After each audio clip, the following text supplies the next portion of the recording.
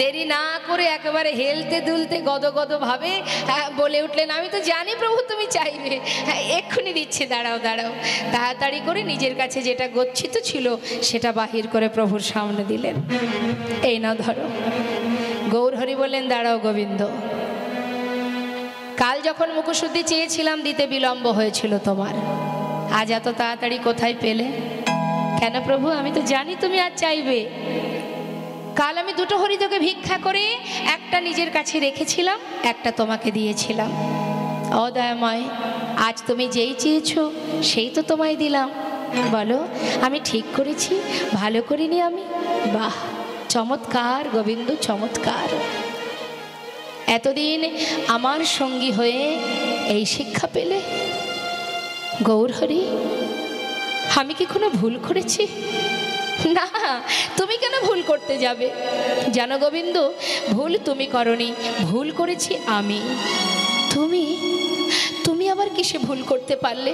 না না, এ কি করে সম্ভব প্রভু? তুমি কিসে ভুল করেছো? শুনবে আমি কিসে ভুল করেছি? আমি ভুল করেছি তোমাকে আমার সঙ্গী করে। গৌরহরি, তুমি কি বলছো দয়াময়? আমি কি অপরাধ করেছি দয়াময়? আমি তো কিছুই বুঝতে পারছি না। হ্যাঁ, আমাকে তুমি একটু বুঝিয়ে বলো। গোবিন্দ, সন্ন্যাসীর নহে কভু সঞ্চয় বাসনা। তুমি সন্ন্যাসী, সর্বস্ব পরিত্যাগ করেছো, তুমি আমার সঙ্গী হয়েছো।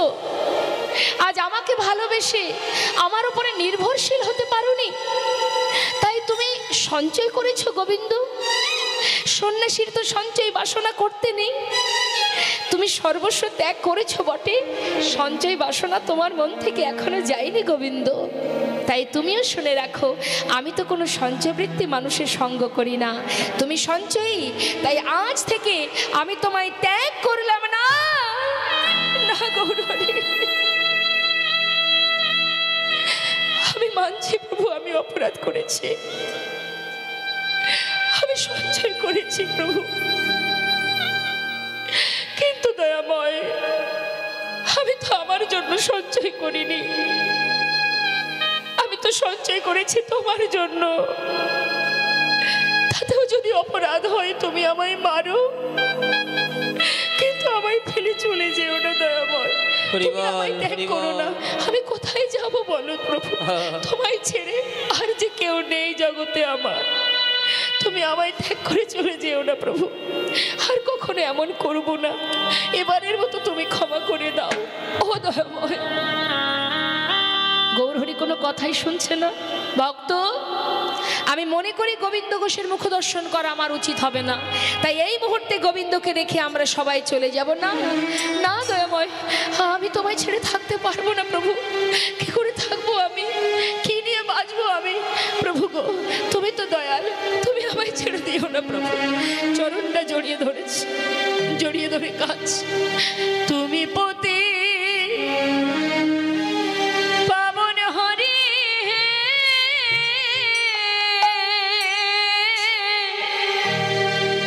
তুমি যেও না চলে, কৃপা করে দয়াল হরি আমায় রাখো চরণে।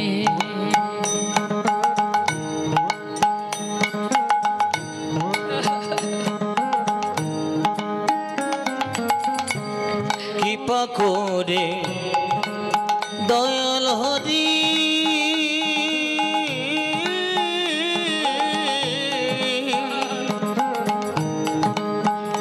তুমি রাখো চরণে। শুনেছি তুমি নাকি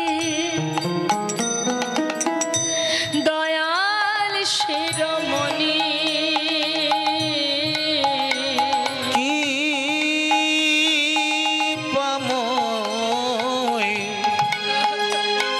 আমি শুনেছি তুমি নাকি দয়াল শিরোমণি। নাম প্রচারিতে এলে তুমি প্রেমে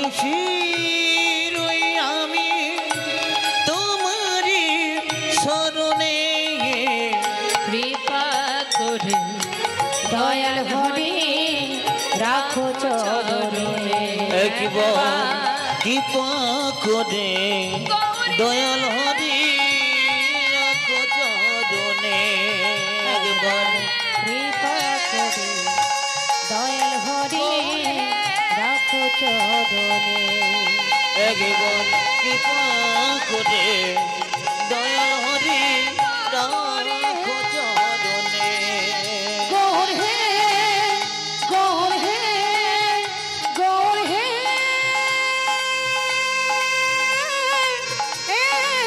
গৌর হে গৌর হরি, গৌর হরি।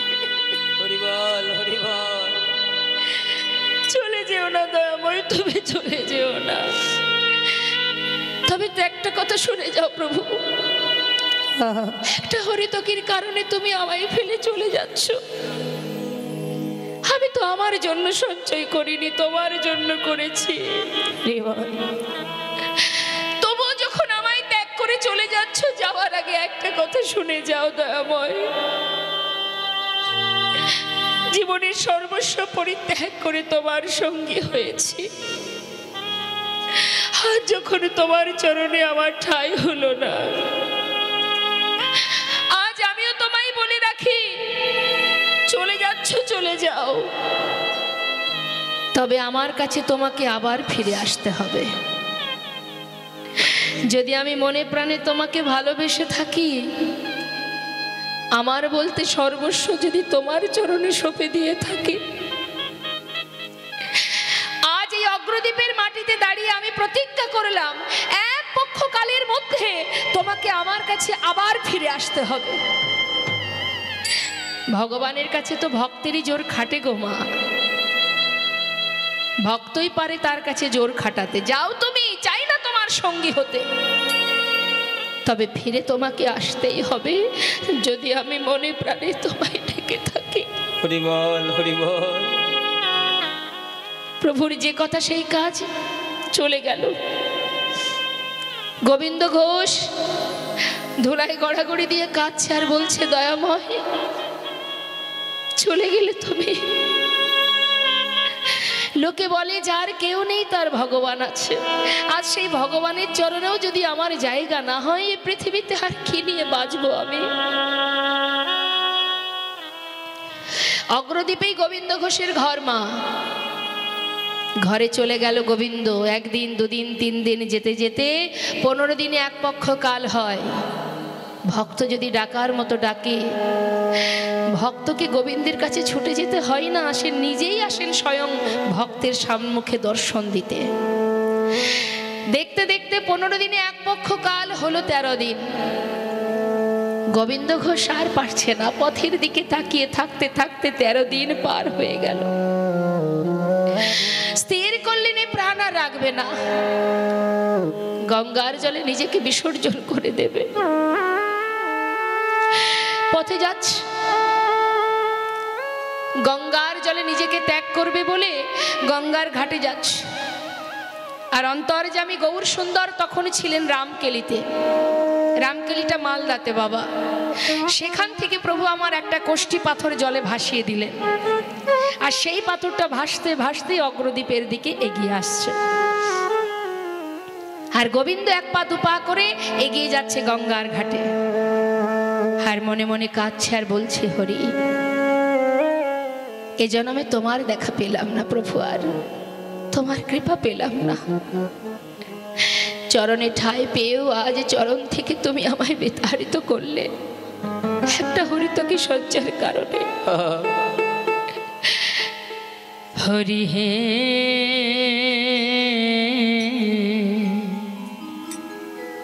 বলো আমায় সেদিন কবে হবে তোমার আশার আশে আমি আছি বসে, তোমার আশা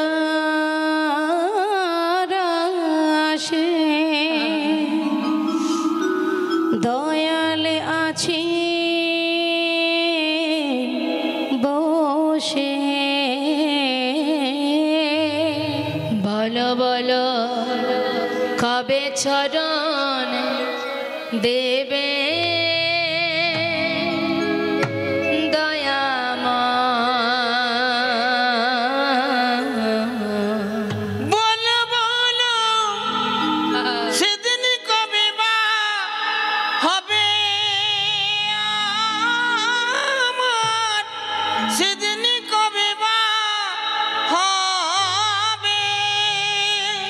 মা এই ভবের মাঝে আসা যাওয়া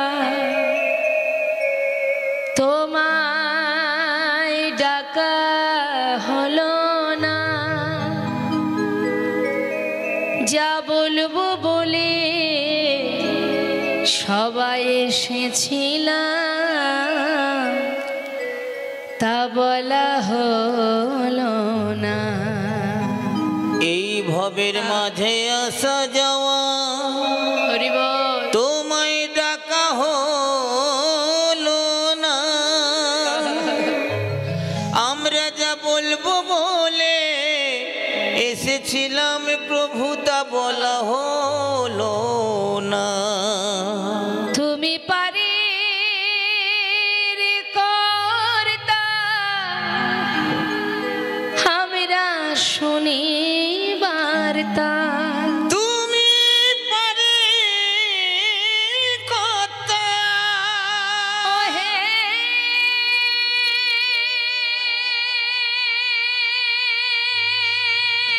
দয়াময়, হে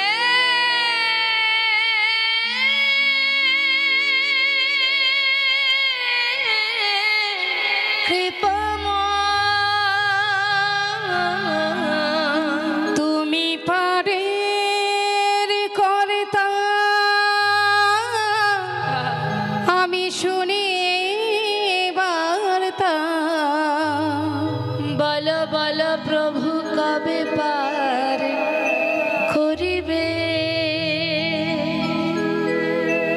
দয়াময়। বলো বলো তাই গৌর হরিব সেদিন কবে বা হবে আমার, সেদিন কবে বা হবে। হলো না দয়াময়, তোমায় ভালোবাসতে পারলাম না, তুমি তো করুণাময়, কৃপা করে তোমার চরণে তুমি ঠাঁই দাও। এক পা দুপা করে গঙ্গার ঘাটে নেমে যখন জলের ভিতরে এগিয়ে যাচ্ছে, ওই পাথরটা এসে বারবার গোবিন্দের অঙ্গে লাগছে, আর বারবার লাগছে বলে গোবিন্দ ঘোষ সেটাকে হাতে তুলে নিয়ে তীরে উঠে আবর্জনার মধ্যে ছুঁড়ে ফেলে দিয়েছে। সঙ্গে সঙ্গে দৈববাণী, গোবিন্দ গোবিন্দ গোবিন্দ ঘরে ফিরে যাও, নিজেকে বিসর্জন করো না, তুমি ঘরে ফিরে যাও। চারিদিকে তাকাচ্ছে, কাউকে দেখতে পাচ্ছে না, তবে কে কথা বলছে? কে তুমি? সামনে এসো, আমি কেন দেখতে পাচ্ছি না তোমায়? ঘরে ফিরে যাও গোবিন্দ, নিজেকে বিসর্জন করো না। বারবার দৈববাণী হচ্ছে তোমা, আর তার মরা হলো না। কাউকে দেখতে পাচ্ছে না ঠিকই, দৈববাণী শুনে সে আবার নিজের ঘরে ফিরে গেল। 13 দিন পার হয়ে হলো আজ 14 দিন। হরিবোল হরিবোল। 15 দিনে এক পক্ষ কাল মা, 14 দিন যখন হলো, এদিকে গৌরহরি রামকেলি থেকে আবার ফিরে এলেন অগ্রদ্বীপে। ফিরে এসে গোবিন্দ ঘোষের ঘরের সামনে দরজার বাইরে দাঁড়িয়ে ডাকছে, গোবিন্দ, ও গোবিন্দ। কে? দরজা খোলো। এ তো প্রভুর কণ্ঠস্বর। তবে কি গৌরহরি এসেছে? তবে কি প্রভু এসেছে? ছুটে গিয়ে দরজাটা যেই না খুলেছে, দেখছে বাইরে গৌরহরি, চরণটা বুকের মধ্যে জড়িয়ে ধরেছে। গৌরহরি,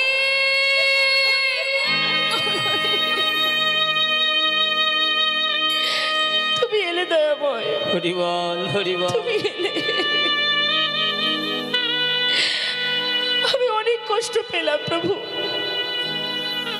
এসেছো যখন কথা দাও আর কোনোদিন তুমি আমাকে তোমার চরণ ছাড়া করবে না। কথা দাও প্রভু, আমায় ছেড়ে কোথাও যাবে না। শান্ত হও। এসেছি যখন কেন যাব তোমায় ছেড়ে? যাব না। আচ্ছা গোবিন্দ, আমি যে আসবো তুমি তো জানতে? কই না তো প্রভু। কেন? গঙ্গার জলে ডুবে মরতে গিয়েছিলে? হ্যাঁ। কি করে জানলে দয়াময়? দেখো কাণ্ড। আমি জানবো না তো জানবে কি শুনি? হ্যাঁ আচ্ছা গোবিন্দ, সেখানে কিছু পেয়েছিলে? পেয়েছিলাম একটা পোড়া কাষ্ঠ। পোড়া কাষ্ঠ? হ্যাঁ। সেটা কি আছে? আছে প্রভু, আবর্জনার মধ্যে ফেলেছিলাম। যাও যাও শীঘ্রই নিয়ে এসো। ছুটতে ছুটতে আবর্জনার ভিতর থেকে সেটাকে হাতে তুলে দেখছি তো পোড়া কাষ্ঠ নয়। ভেবেছি কোনো মরা পোড়ানো কাঠ, হয়তো আশেপাশে শ্মশান আছে, মরা পুরানো কাঠ ভেসে এসেছিল। কিন্তু হাতে তুলে দেখছে তো কোষ্ঠী পাথর, গায়ে লেখা আছে কৃষ্ণ নাম। গৌরহরির কাছে এনে যেই না দেখালো, প্রভু বললেন শোনো গোবিন্দ, এই কোষ্ঠী পাথর দিয়ে তোমার ঘরে একটা বিগ্রহ তৈরি করা হবে। আর সেই বিগ্রহ আমি প্রতিষ্ঠা করে, প্রাণ প্রতিষ্ঠা করে তার নামও দেব আমি। এক ভাস্কর এসে সুন্দর করে বিগ্রহ তৈরি করলেন বাবা। ভাস্কর এসে বলছে ও গোবিন্দ, কই দেখি কোষ্ঠী পাথরটা দাও দেখি। গোবিন্দ ঘোষ বলছে তুমি কি করে জানলে আমার কাছে কোষ্ঠী পাথর আছে? দেখো, জানবো না? তোমার ছেলেই তো খবর দিয়ে এলো গো। আমার ছেলে? আমার তো বিয়েই হয়নি। বলি ছেলে হলো কোথা থেকে? আরে গৌরহরি পাশে দাঁড়িয়ে বলছে ও গোবিন্দ, এত কথায় কাজ কি? চাইছে দিয়ে দাও। শোনো ভাস্কর, সুন্দর করে বিগ্রহ তৈরি করো, গোপীনাথ বিগ্রহ। বিগ্রহ তৈরি হলো মা। এবার সেটাকে স্থাপন করে প্রভু নাম দিলেন গোপীনাথ। নাম দিয়ে বললেন শোনো গোবিন্দ, প্রতিদিন ভিক্ষা করবে, সঞ্চয় করে রাখবে না। যা ভিক্ষা করবে পুরোটাই গোপীনাথের সেবায় দেবে। আরও বলি শোনো, একা একা তোমার ঘরে মন বসবে না, তাই তুমি একটা বিবাহ করো। হরিবোল হরিবোল। এত এত পরীক্ষা হলো মা, এখনো কিন্তু শেষ হয়নি পরীক্ষা। এবার কি দিচ্ছে? সংসার। দেখি ভক্ত সংসার দিলে সংসারে আবদ্ধ হয়ে যায় কিনা। গোবিন্দ বিবাহ করে দুজনে একসাথে গোপীনাথের সেবা দেবে। তোমাদের সেবা দেখেই গোটা অগ্রদ্বীপবাসী সেবা শিখবে। কেমন? আর আরো বলি শোনো, গোপীনাথের সেবা দিলে সেই সেবা আমি পাবো। কেমন? তাহলে এবার আমি আসি, আমাকে বিদায় দাও। যেই বলেছে বিদায় দাও, ছুটে গিয়ে প্রভুর হাতটা চেপে ধরেছে। চেপে ধরে বলছে তুমি কোথায় যাবে? এই তো তুমি বললে তুমি আমায় ছেড়ে যাবে না, এখন আবার তুমি বিদায় চাইছো কেন? আমি তো তোমায় ছেড়ে থাকতে পারবো না। হাতটা ধরে তাকে ঘরের ভিতরে রেখে বাইরে থেকে দরজাটা বন্ধ করে শিকল তুলে দিল। শিকল তুলে দিয়ে পিছন ফিরে যেই না তাকিয়েছে, দেখছে বাইরে গৌরহরি দাঁড়িয়ে আছে। নিতাই গৌরহরি বল। এ কি প্রভু, তুমি বাইরে এলে কি করে? আমি তো তোমাকে ঘরে রেখেছি, তুমি বাইরে কি করে এলে? আবার দরজা খুলেছে। খুলে কি দেখছে? দেখে ঘরে গোরা, বাইরে গোরা।